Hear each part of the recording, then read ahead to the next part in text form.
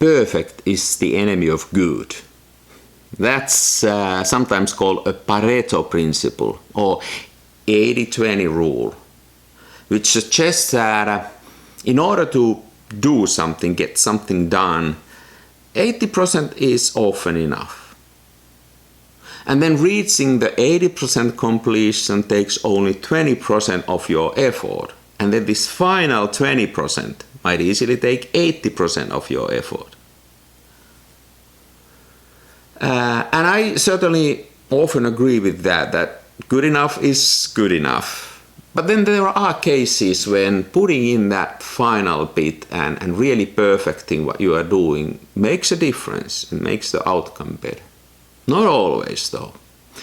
And therefore I'd like to modify this a bit, and I'd like to claim that perfect is the enemy of great.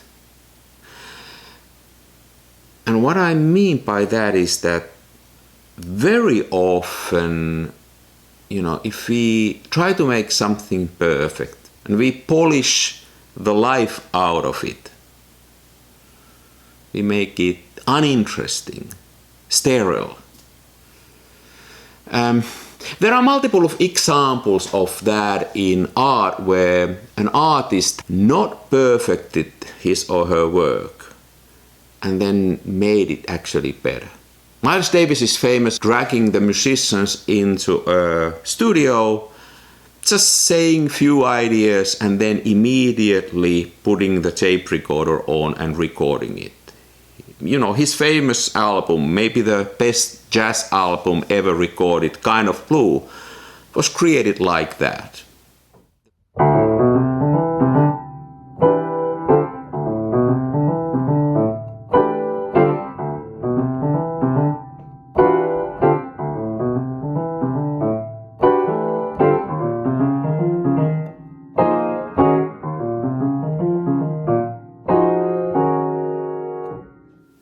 The band didn't know what they're gonna play when they got into a studio, and Miles hadn't really composed practically anything, just some ideas.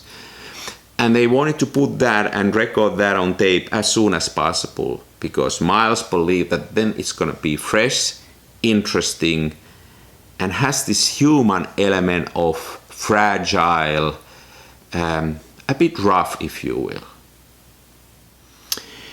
Hey, if we continue with music, there's also something that I want to show you.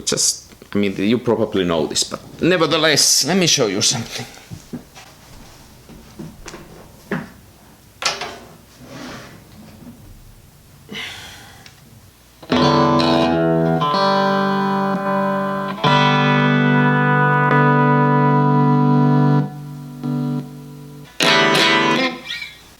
Now this is a fairly clean sound from the guitar. Then in the 50s and 60s, musicians started to experiment with actually versioning the sound of their guitar. And they did things like punching holes into the speaker cone and all kind of trials to get more rough, more sort of earthy sound. And then finally it became a habit to create a weak point in the circuitry, and you get distortion.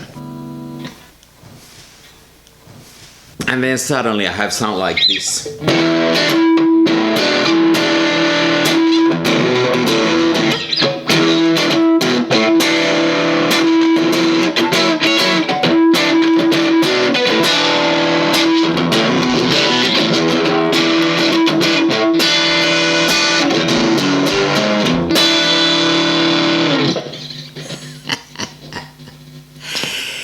Hey, so this is an inbuilt flaw in the guitar sound. Now, we as photographers, this is a photography channel after all, we often find these errors, and the typical error we have in our gear is lens flare. Now, lens flare is something that we try to avoid by putting a hood on top of our lenses, or try not to direct our lens directly to the sunlight. lens designers, bend over backwards trying to create lenses that don't have this flare. But I like lens flare. It's to me a little bit like a distortion in a guitar that done in a certain way, I really like the outcome. And I actually don't want to avoid it. I cherish it.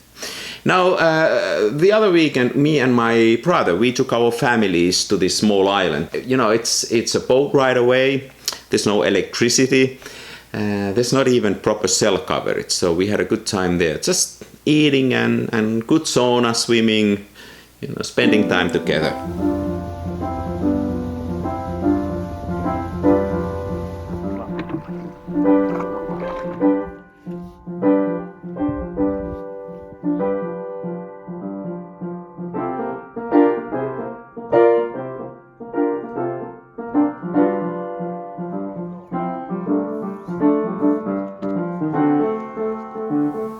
There was also plenty of light, so of course I had my camera with me. I had my Kiev 60 with this Zodiac 30 fisheye lens and some Ilford FP4. And I wanted to go and photograph the light. At this time of the year there's so much light. So I went head on towards the flare and I took a lot of flare pictures. They look like this.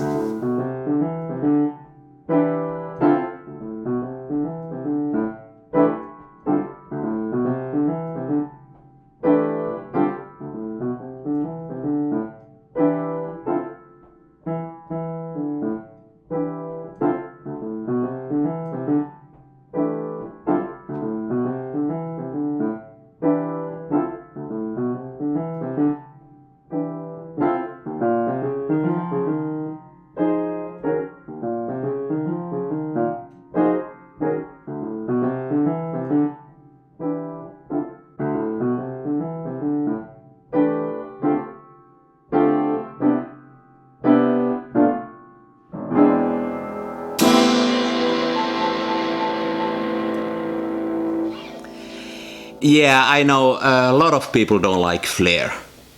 And I think it's totally fair. I mean, let's face it, it's an error in design. It's like distortion in my amplifier. It's a flaw.